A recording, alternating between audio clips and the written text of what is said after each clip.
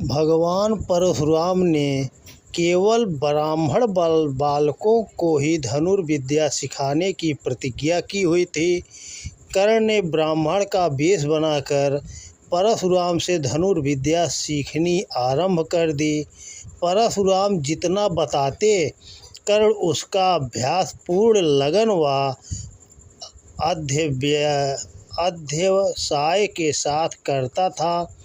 कर्ण परशुराम के स्नान हेतु उबटन व उत्तरीय वस्त्र लेकर उनके पीछे जाया करता था। एक दिन परशुराम स्नान करने निकले तो उन्होंने कर्ण की परीक्षा लेनी चाहिए। उनके मार्ग में फूलों से लदा एक वृक्ष था।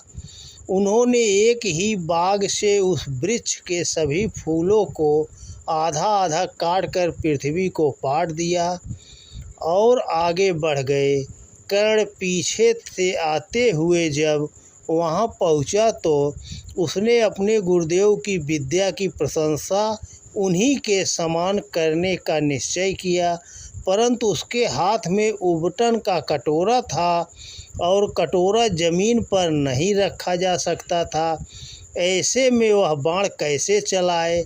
तो उसने कटोरे को आसमान में उछाला और जितनी देर कटोरा आसमान में रहा उतनी देर में उसने सरसंधान करके शेष आधे कटे फूलों को पूरी तरह से धरती पर पाट दिया।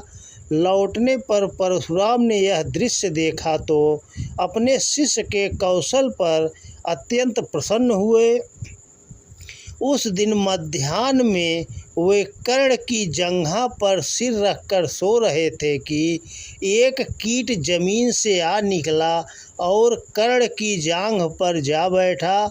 वह कीट धीरे धीरे कर्ण को काटने लगा और लहू बहने लगा। अपने गुरु की नींद न टूट जाए इसलिए कर्ण ने वह पीड़ा सह ली, परंतु अपने पाँव को टस से मस न किया।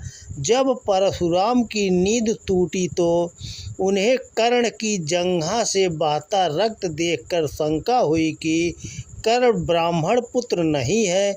उन्होंने कर्ण से उसका वर्ण पूछा तो उसने सत्य बता दिया।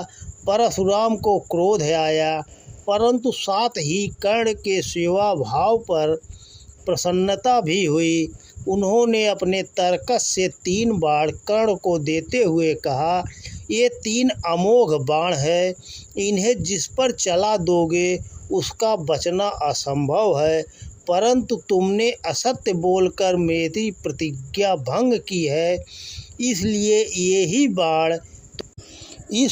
यही बाण तुम्हारी मृत्यु का कारण भी बनेंगे। अंत में वे बाण ही कर्ण की मृत्यु का कारण बने, परंतु साथ ही उसके शस्त्र संचालन की प्रशंसा भी सर्वत्र हुई।